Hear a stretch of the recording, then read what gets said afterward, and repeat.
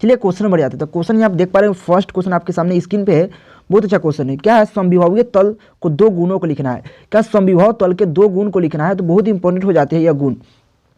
और यह क्वेश्चन बहुत बार पूछा गया, समविभव तल के दो गुण लिखे थे। क्या समविभव तल के दो गुण, देखिए यहाँ पे, समविभव तल के प्रत्येक बिंदु पर विद्युतीय क्षेत्र की दिशा हमेशा तल के लंबवत होता है। यानी कि कहने का मतलब है, जो समविभव तल होता है उसके प्रत्येक बिंदु पर विद्युतीय क्षेत्र की जो दिशा होती है वह क्या होती है, विद्युत के लंबवत होती है। क्या, तल के लंबवत होती है, यानी कि 90 डिग्री पर होती है। तो फर्स्ट ये पॉइंट हो गया। सेकंड पॉइंट क्या, समविभव तल के प्रत्येक बिंदु पर विभव का समान होता है। यानी कि समविभव ये तल पर प्रत्येक बिंदु पर विभव का मान हो जाए जो कि समान होता है।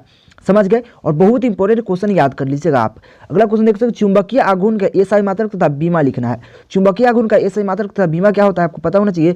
चुंबकीय आघूर्ण का एसआई मात्रक होता है एम्पियर मीटर स्क्वायर। क्या होता है, एम्पियर, आप एम्पियर मीटर स्क्वायर है, यह याद कर लीजिए, एम्पियर मीटर स्क्वायर। चुंबकीय जो आघूर्ण का बीमा होता है क्या होता है, AL स्क्वायर होता है, AL स्क्वायर जो कि बीमा होता है, यह ऐसे याद कर लीजिए। यानी कि A पर पावर 1 2 और इस प्रकार से घेरा जाता है बिग ब्रैकेट से, तो यह होता है, आप याद कर लीजिए, AL स्क्वायर। समझ गए। अगला क्वेश्चन देख लीजिए, क्वेश्चन नंबर 3, बहुत अच्छा क्वेश्चन है। चुंबकीय का विद्युत चुंबकीय प्रेरण के लेंस को नियम के लिखे। का विद्युत चुंबकीय प्रेरण के लेंस के नियम को लिखना है। और यह इतना इंपॉर्टेंट हो जाता है लेंस के नियम। देखिए यहाँ पे क्या है, जब किसी कुंडली में संबंधित, यानी जब भी किसी कुंडली से संबंधित चुंबकीय फ्लक्स, क्या कहा, चुंबकीय फ्लक्स परिवर्तित होता है। यानी कि जब भी कोई कुंडली है, कुंडली से संबंधित जब चुंबकीय फ्लक्स को परिवर्तित करेंगे तो क्या होगा, तो कुंडली में विद्युत वाहक बल, यानी कि विद्युत वाहक बल को शॉर्ट में बोलते हैं EMF। क्या बोलते हैं, EMF, विद्युत वाहक बल क्या प्रेरित हो जाती है। क्या, जब उससे कुंडली से संबंधित चुंबकीय फ्लक्स परिवर्तित होता है तो उसमें क्या होता है, कुंडली में विद्युत वाहक बल प्रेरित हो जाती है।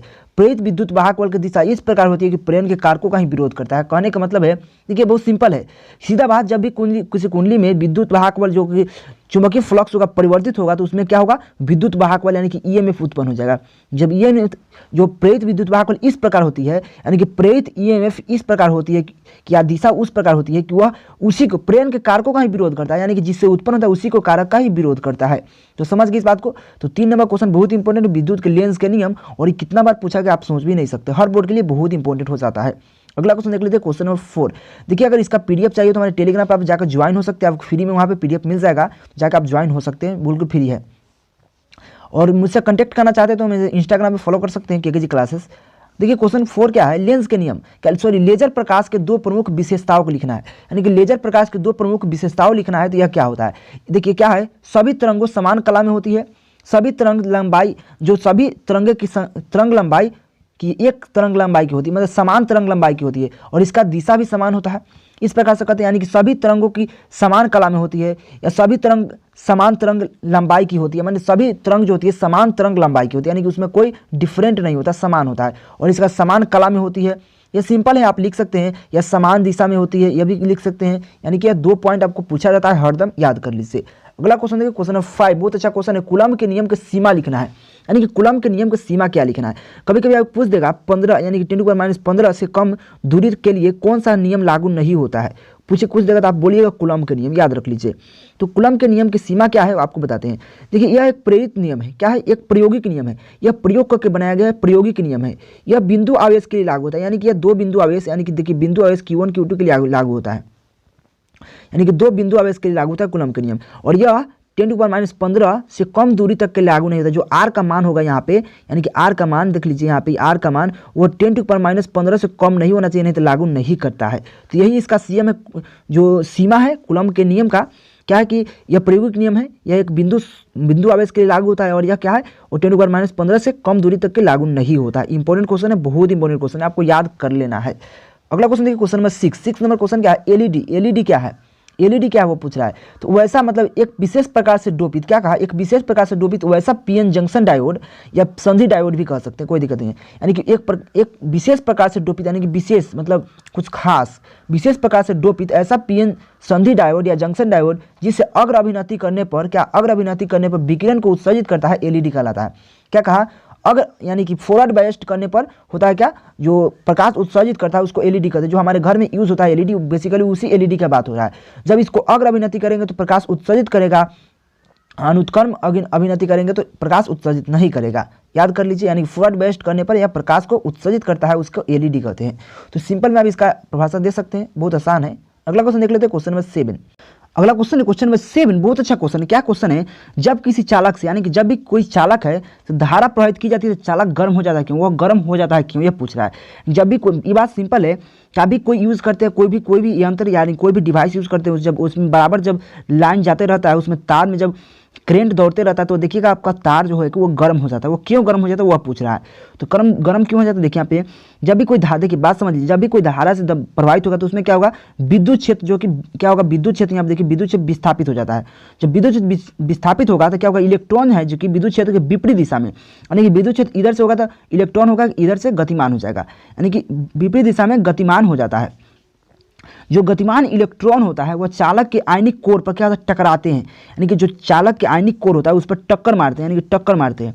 जब टक्कर मारेंगे तो बेसिकली होगा कि वो सतह है जो कि ज़्यादा जोर से कंपन करेगा। वही कह रहा है जब टकराते हैं तो सतह पर अध्यारण आयनिक कोर ज़्यादा जोर से टक्कर यानी कंपन होते हैं और इससे चालक गर्म हो जाते हैं। ये देखिए बहुत सिंपल है, आप समझने का प्रयास कीजिए। जब भी कोई धारा प्रवाहित करेंगे तो चालक में एक विद्युत क्षेत्र विस्थापित हो जाता है और इलेक्ट्रॉन विद्युत क्षेत्र के विपरीत दिशा में गतिमान हो जाता है। गतिमान इलेक्ट्रॉन चालक के आयनिक कोर पर टकराते हैं और जब टकराएंगे तो क्या होगा, ज़्यादा जोर से कंपन करेंगे, आयनिक कोर ज़्यादा जोर से कंपन कर सकता है। यानी कि आप यहाँ से डायरेक्ट याद कर सकते हैं, इतना दूगो लाइन छोड़ सकते हैं, दूगो वर्ड, यानी आयनिक कोर ज़्यादा जोर से कंपन करते हैं और चालक गर्म हो जाते हैं। सिंपल वे में आप इसका आंसर दे सकते हैं, याद कर लीजिए आप, इसको आपको पढ़ना पड़ेगा। अगला क्वेश्चन देखिए, क्वेश्चन में 8, संट क्या है। संट क्या है इसका उपयोग लिखे। बेसिकली संट क्या होता है इसका उपयोग लिखना है। तो संट क्या है, जब गैल्वेनोमीटर यानी कि धारामापी, गैल्वेनोमीटर के ही धारामापी बोलते हैं, तो जब गैल्वेनोमीटर के साथ समांतर क्रम में निम्न प्रतिरोध जोड़ा जाता है तो क्या होता है, संट कहते हैं। यानी कि जब क्या होते हैं, गैल्वेनोमीटर के साथ जब समांतर क्रम में निम्न प्रतिरोध, क्या निम्न होना चाहिए, समांतर क्रम में निम्न प्रतिरोध को जब जोड़ा जाता है इसको संट कहते हैं। तो आप समझ सकते हैं संट कहते हैं। अगला क्वेश्चन देख ले, मतलब इसी का पॉइंट क्या है, मतलब उपयोग क्या है। तो क्या जब गैल्वेनोमीटर के कहाँ पड़ते हैं उपयोग, संट को, यानी कि ये गैल्वेनोमीटर को जलने से बचाने के लिए संट का उपयोग करते हैं। क्या, गैल्वेनोमीटर को जलने से बचाने के लिए संट का उपयोग करते हैं। और क्या करते हैं, गैल्वेनोमीटर को एमीटर में, यानी कि एमीटर, देखिए यहाँ पे एमीटर में बदलने के लिए उपयोग करते हैं संट का। समझ गए, यानी कि 2 पॉइंट इसका उपयोग करते हैं और यहाँ पे यह संट का परिभाषा हो गया। तो अगला क्वेश्चन देख लेते हैं, क्वेश्चन नंबर 9 नंबर क्वेश्चन क्या है, बहुत अच्छा क्वेश्चन है। क्या कुछ विघटन नियतांक क्या है, क्या कहा, विघटन नियतांक क्या है वो पूछ रहा है। तो विघटन नियतांक क्या है, बहुत सिंपल है। जब भी किसी पदार्थ, यानी कि जब भी कोई भी पदार्थ है वो नियतांक यानी कि नियत समय पर, यानी कि जो भी कोई पदार्थ का विघटन नियतांक उस समय के बराबर है, मतलब उस समय, अब बात ध्यान समझिएगा, उस समय के बराबर है जिसमें किसी पदार्थ की परमाणु संख्या, क्या कहा, जिसमें किसी पदार्थ की परमाणु संख्या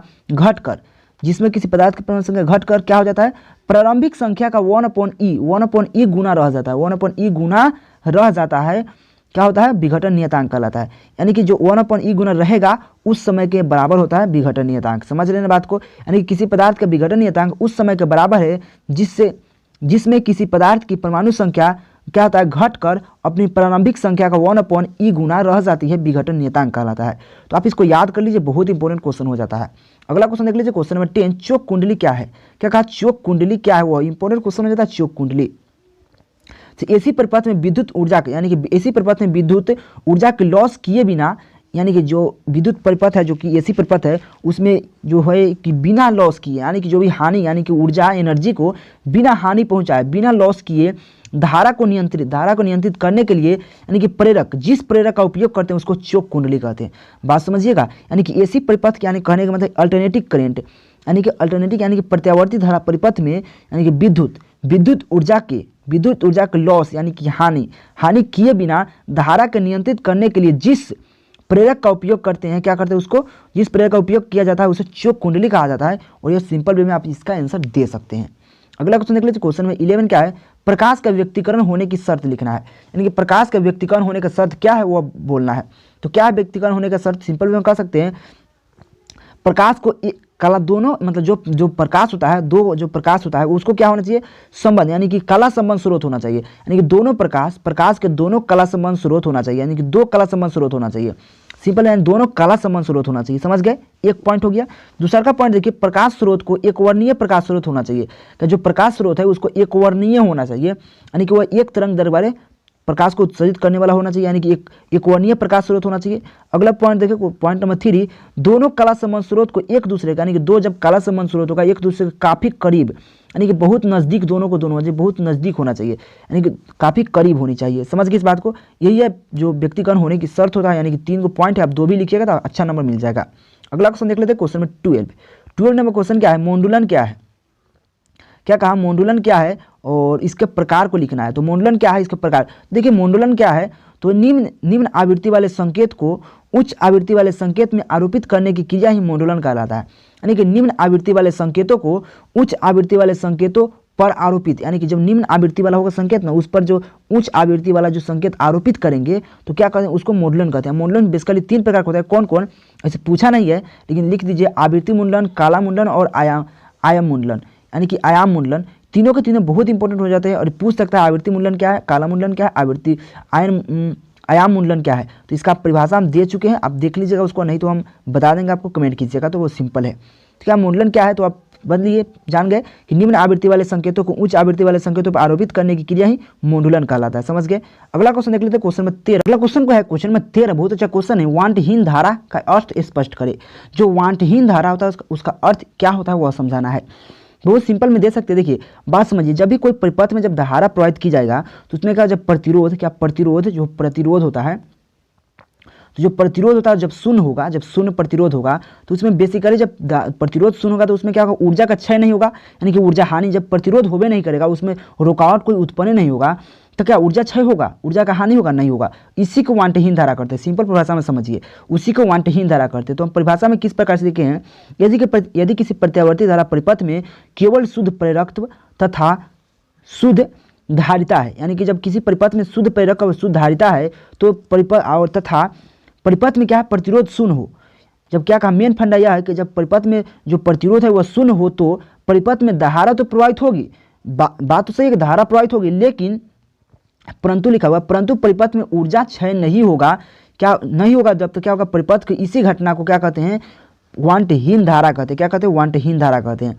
सिंपल में समझने का प्रयास कीजिए, यानी कि जब भी किसी प्रत्यावर्ती धारा परिपथ में केवल प्रेरक, शुद्ध प्रेरक तथा शुद्ध धारिता है तथा जो परिपथ में प्रतिरोध है जो कि शून्य है, तो परिपथ में धारा तो प्रवाहित होगी परंतु परिपथ में ऊर्जा क्षय नहीं होगा। परिपथ की इसी धारा को वांटहीन धारा कहते हैं।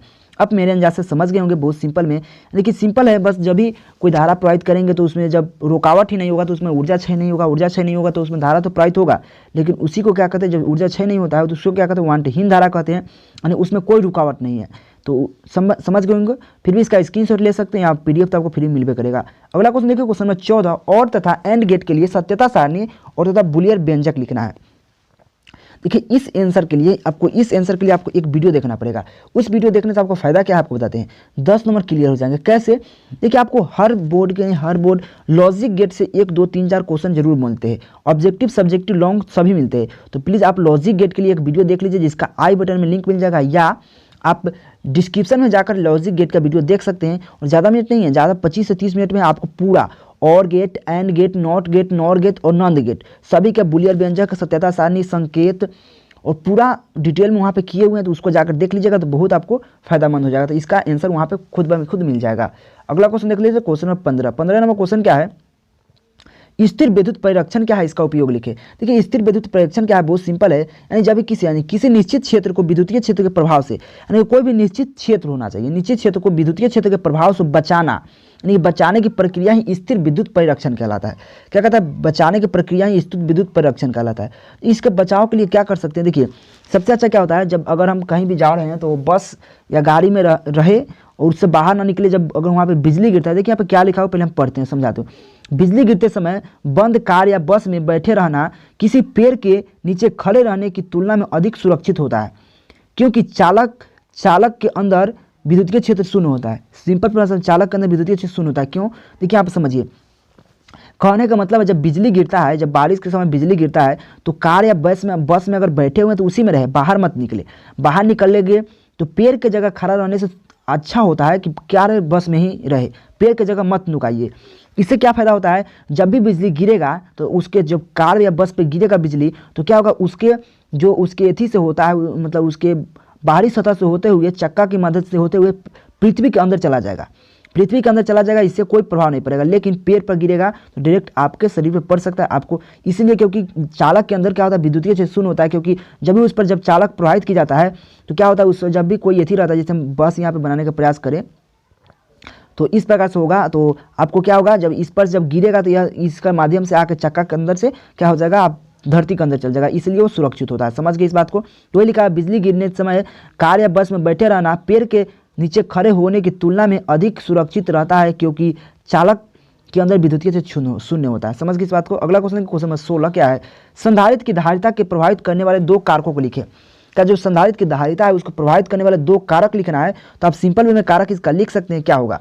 तो 2 बोला है, लेकिन हम 3 लिख दें। प्लेट के क्षेत्रफल पर निर्भर करता है, प्लेट के बीच की दूरी पर निर्भर करता है, और प्लेट के प्राकृतिक पर निर्भर करता है। तो सिंपल है, यानी कि क्षेत्रफल पर यहाँ पर क्षेत्रफल हो गया और दूरी हो गया और प्राकृतिक, यानी 3 गो है जो कि प्रभावित कर सकता है, तो बहुत इंपॉर्टेंट हो जाता है। अगला क्वेश्चन देख लेते हैं, क्वेश्चन नंबर 17, प्रत्यावर्ती धारा के तत्कालीन मान क्या है। क्या प्रत्यावर्ती जो धारा होता है उसके तत्कालीन मान को क्या करते हैं, कैसे परिभाषित करते हैं, देखिए यहाँ पे। प्रत्यावर्ती धारा का तत्कालीन मान वह धारा है, यानी प्रत्यावर्ती धारा यानी कि एसी करंट, अल्टरनेटिव करंट जिसको बोलते हैं। तो प्रत्यावर्ती धारा का तत्कालीन मान वह धारा है जिसके मान तथा दिशा, मान एवं दिशा समय के साथ आवर्त रूप से आवर्त रूप से बदलता है, प्रत्यावर्ती धारा का तत्कालीन मान कहते हैं।